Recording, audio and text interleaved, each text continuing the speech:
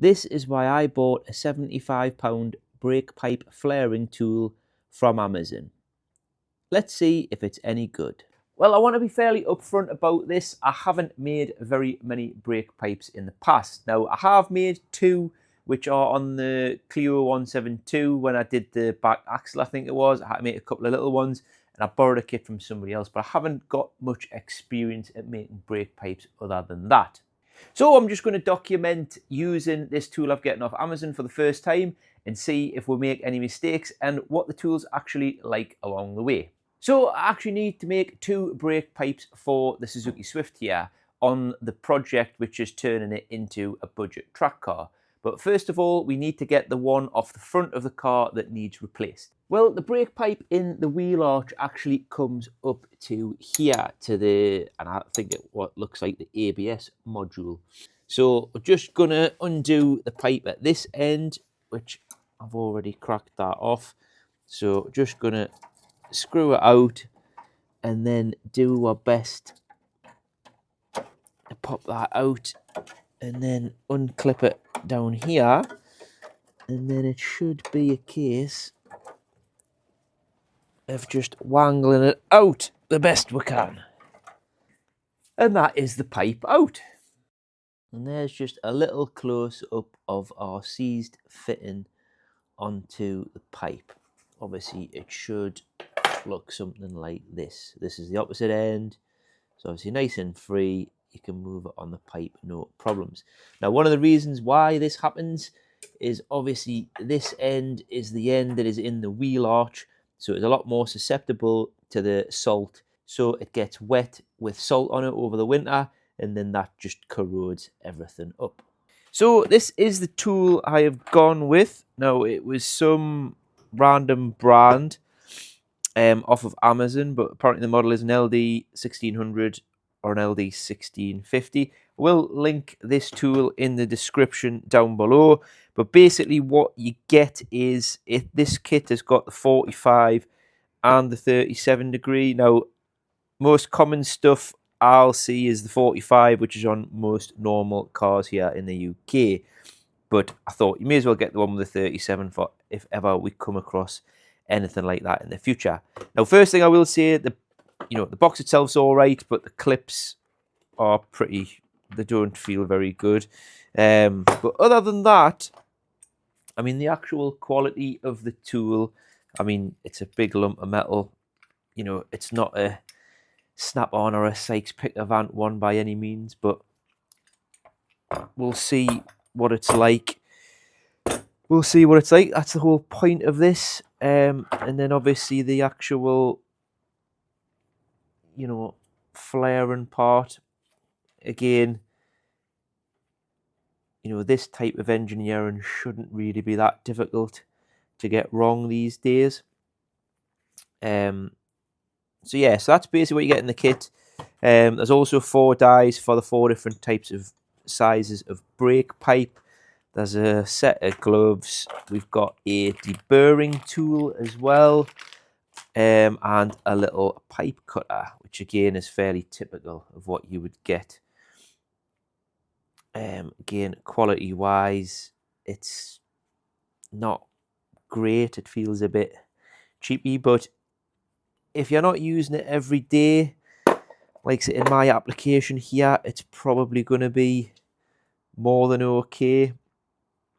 Again, quarter pipe 45. It's got use a different end depending on which. If you're using the 37 or the 45. Now, like I say, I'm going to go through the instructions on using this because I have made 1 or 2 and I've kind of muddled through it, but want to have a bit more idea of what we are doing.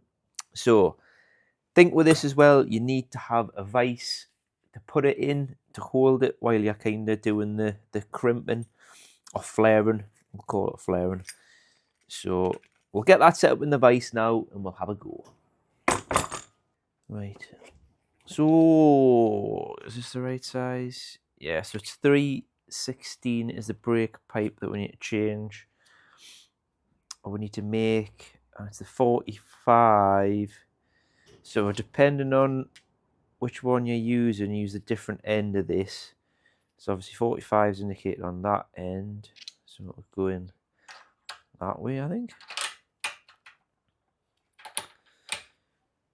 And then you shut that.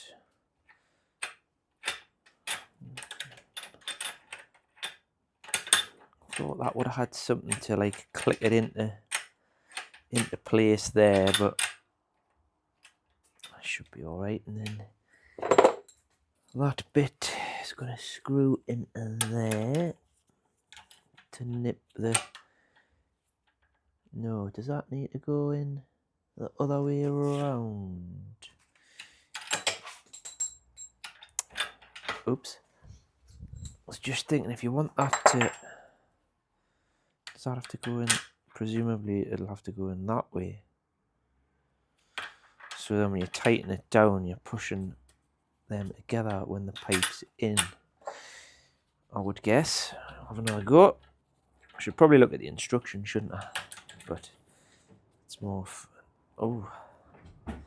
Aye, so this is not great, because this is meant to be the what you clamp the die down with, but my god, it's tight on the threads.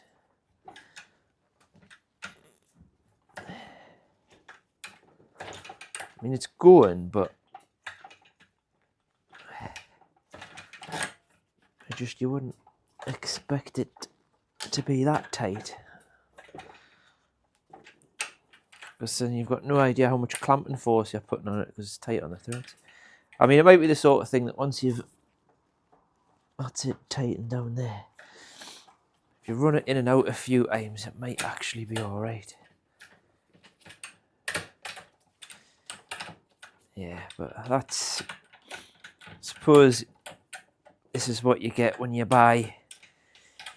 These things are obviously, yeah, it's freeing off a bit there now. I've ran it in and out a few times. Yeah, it's just obviously, the threads obviously aren't, I mean, this is obviously not exactly being precision engineered by the looks of it, but can get a good clamp on there now that I've just worked that in and out a few times. There's still a little tight spot on the thread, but I think that'll free off a bit more with a bit more use. So yeah, so that's that and that. Obviously the flaring part just slips over there, clips in like that. Right, I think what we'll do a test run. We'll cut a bit of pipe and do a flare. So I've cut a bit of the brake pipe I've ordered. Now the brake pipe I've got to put on the car is Cupro nickel brake pipe, and it's 316, which is the size commonly used on, vehicles I've got anyway. But Cupro nickel is basically copper and nickel mixed in when they make the brake pipe. So, and it's meant to be better for, it doesn't fatigue as much when you bend it, and it's got better corrosion resistance apparently. So I've cut a little bit with my little tool, which to be fair, the cutter has cut it okay. I've deburred the end, so we'll just have a go with this now. So just want to, obviously you want really, I should have done a bit longer because you want this kind of straight, I would think, to get it to sit in here. But so what we'll do is we'll put that in, and then you want to do option 0, which basically just allows you to align the pipe with the tool, and then you can nip it down.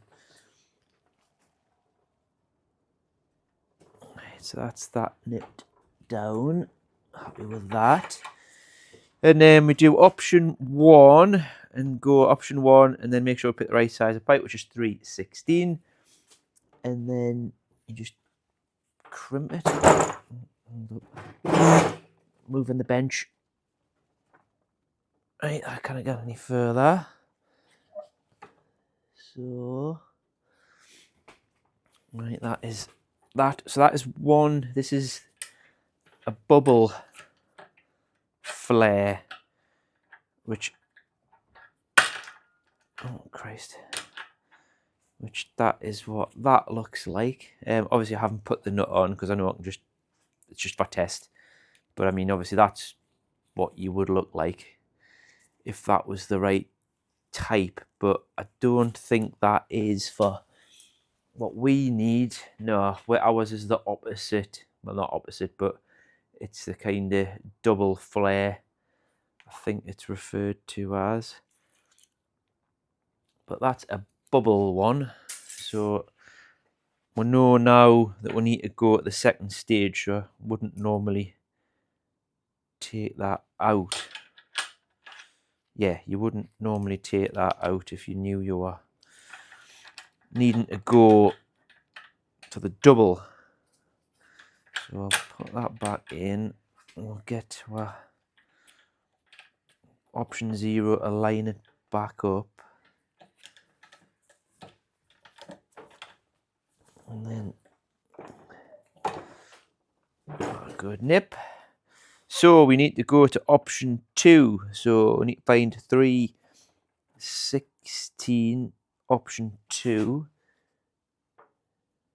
And then same again.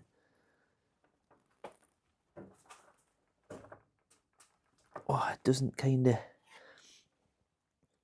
feel the same as option 1, but that's not going to go any further. Slacken that off. Pull that out. And there we go. That looks right. Oh yeah, it looks okay. Just compare that to the one that was on the car. How well you can see that, but it's basically there or thereabouts, I would say. Fairly happy with that, to be honest.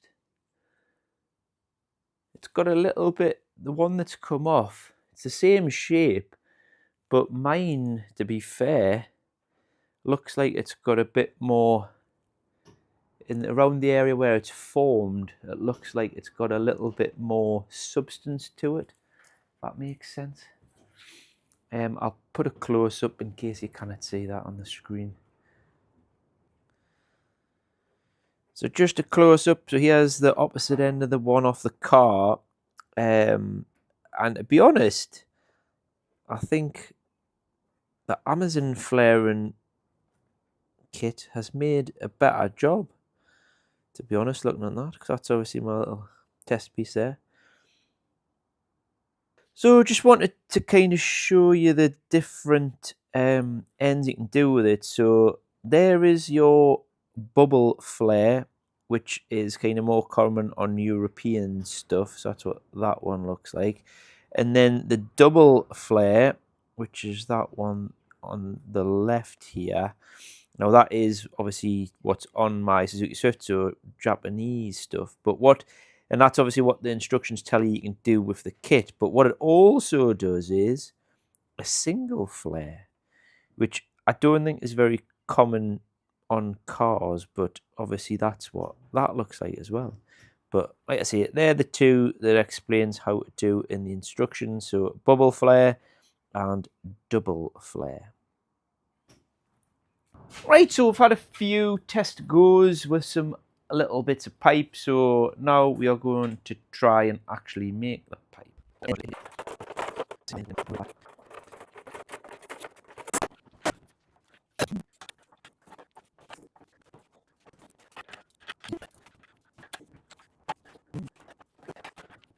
And just like that, we have a nice new brake pipe.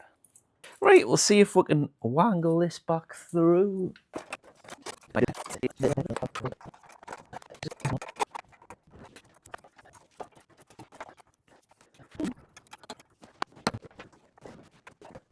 Well, that's it fitted up here. I've probably made it slightly too long, a little bit too much kind of sweep to get it round there. And that's what it looks like at this end. Obviously, it's not touching anywhere, it's not touching any of the metal, and it is sitting in the two little clips. So that is the brake pipe made and fitted to the front. Now I've got another one, possibly two, I think I need to make for the back of the car, and then I've got to finish putting the braided lines on, which I've got a little bit of an issue with the braided lines, so I need to speak to the supplier just to double check something before we can bleed the car up. So I'll get the other hard lines made for the back, and then we'll come back when we are ready to bleed the brakes. Well, these are the other two pipes I needed for the back axle. I did actually need two, because that one end was seized on there, and to be fair, I just cut the end off that one to get it off.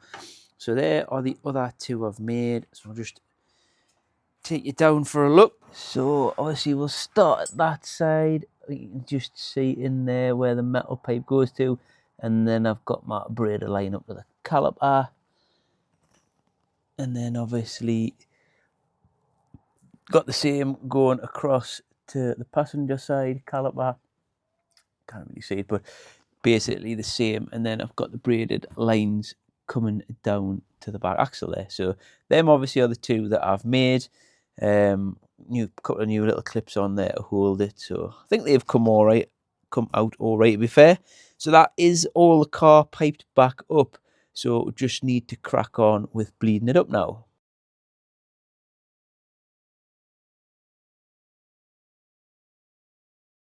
Well, guys, that is the brakes all bled up on the little Suzuki Swift. Now, there was one or two little issues. So one of the pipes on the back axle was leaking slightly, but just needed a little nip, and then that fixed that. And the other thing, which has nothing to do with the making of the brake pipes, but one of the banjo bolts on the braided line was leaking on the front passenger side, but again, just had to slacken it off, retighten it, and then that has been absolutely fine.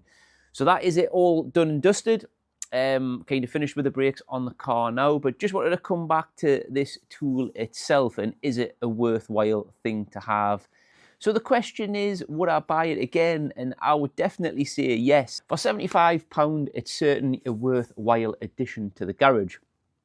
Like I said, you can obviously spend hundreds and hundreds on something like this from the likes of Sykes Picker Van, Snap-on, lots of other tool manufacturers.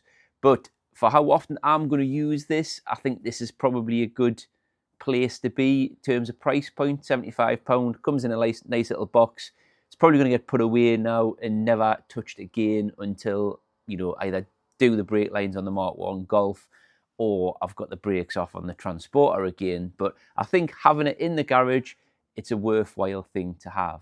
Obviously, it did have a little issue with this bit being a bit tight on the threads, but after I've used it a few times, it is nice and slack now. So it still has got a little bit of a tight spot, but I mean, I can do that with one finger. I can screw that in and out. So that was the only little thing that wasn't great on it, but other than that, everything else has worked absolutely fine. The dies seem decent quality, and obviously when it's been crimping, the quality of the crimps that it's produced have been really good as well. So if you want to buy one of these, I will link it in the description down below. If you've gotten any value from this video, please consider subscribing to the channel. We've got plenty more of this sort of stuff on the channel.